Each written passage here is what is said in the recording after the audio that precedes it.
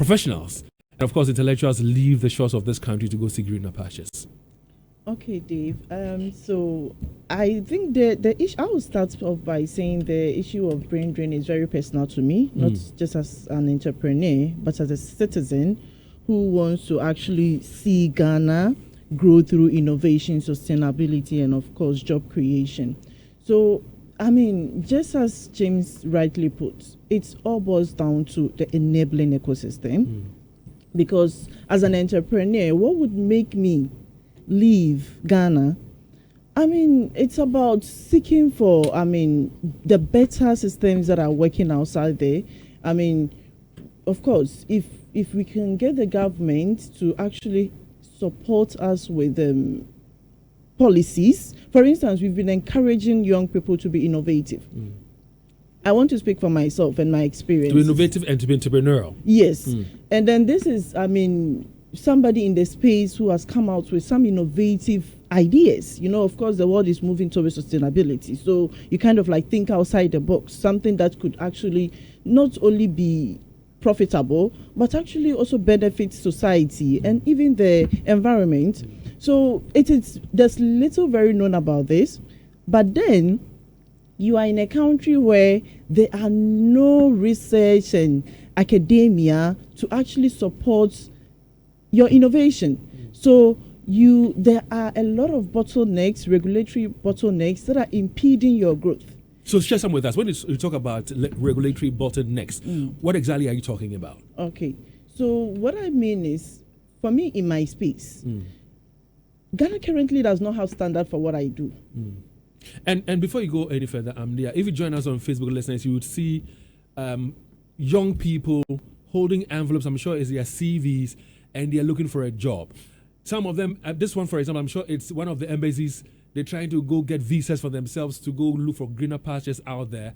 And you and I also know that, for example, when the clearances are given where the security says they want to do some recruitment, be it prisons, police, military, you look at the number of people who throng the sports stadium, some of them running just because they want to have jobs to do. It is crazy in this country. And we ask ourselves, are our leaders well aligned and informed enough as to the challenges we have on our hands? Are they tackling the problem heads on with the right policies or not? And that's why I keep asking. If in your left hand you have your passport with a visa in there and a work permit to any country of your choice, and to your right hand you have a job in Ghana. Let's say, let me go by what James was saying. You have a job, an employment in your right hand that says at the end of the month you're going to be given 5,000 Ghana cedis. Which one will you take? Use our WhatsApp number 0540-448747. Let's hear from you. Amdiya, please go ahead. Yes, so let's say out of the many people lining up at the embassy here comes up with something. You've encouraged that to be innovative, come up with your own, because we cannot all be absorbed into the civil society, civil servant space. So somebody comes up with something innovative that is very new to the Ghanaian market in an emerging space. What do we do? What has been put in place to encourage and support people who are able? It's like a few people, not everybody. Forgive me, Amdiya again. If people are being treated like this whilst they seek jobs, these are Ghanaian youth, both male and female. And listen, join us on Facebook and see the pictures and the videos we're sharing with you. If somebody will go through such a situation just to land himself a job and gets an opportunity to travel, why would the person travel? There are many people who would have $7,000 in their hands. And like Amdiya is saying, they have that money. If the environment was friendly enough, if the ecosystem was friendly enough, they would rather do business with it rather than give that $7,000 to a connection man to get them out of Ghana. I have failed in my business before, in our first business. And I failed in style. Yes, with a lot of debts, huge debts. What business was that? Farming business, poultry farm. Poultry farm. Okay. Yes. And we failed in style because there were no, regulatory policies or enabling environments to actually support us when we started.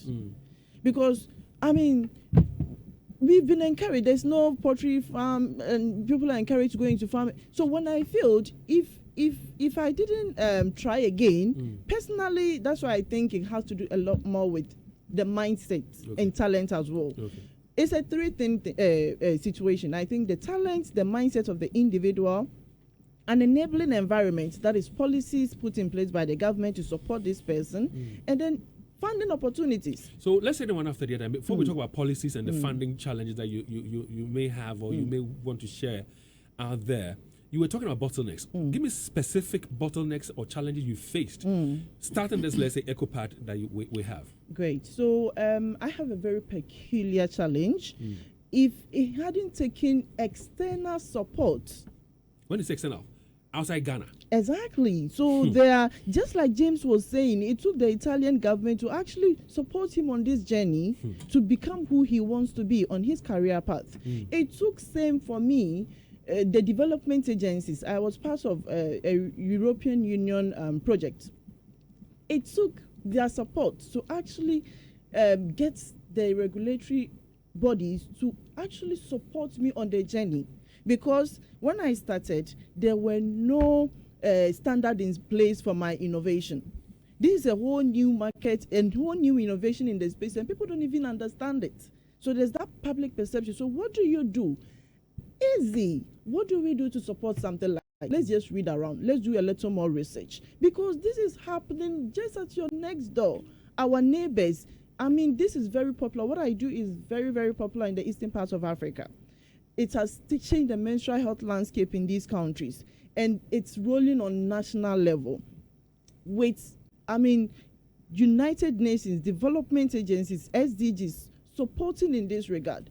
So if I have at least gone out there to learn something and then bring it into the country, what should the government or the regulatory body or policies do to support me rather than impede or kill the business? Because I have been told, I don't want to mention it into details, but I have gone through challenges that should have just made me to quit.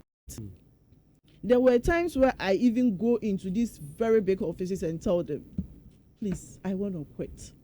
I want to quit because I'm tired. I've been going through this. I've been going through them for about years, and I don't see any work. Why haven't you quit? Because of one, the person I am, the mindset I have. I don't give up. Okay. I am very resilient in whatever I do, so I would never give up. So sometimes it takes all these three things to put together to be able to succeed in whatever. We'll talk about the policies that ought to be rolled out. We'll talk about the funding that ought to be given to businesses, especially small businesses, for them to be able to grow. And one of the things you also talk about has to do with the taxation and the attitude of some Ghanaian workers as well. But David,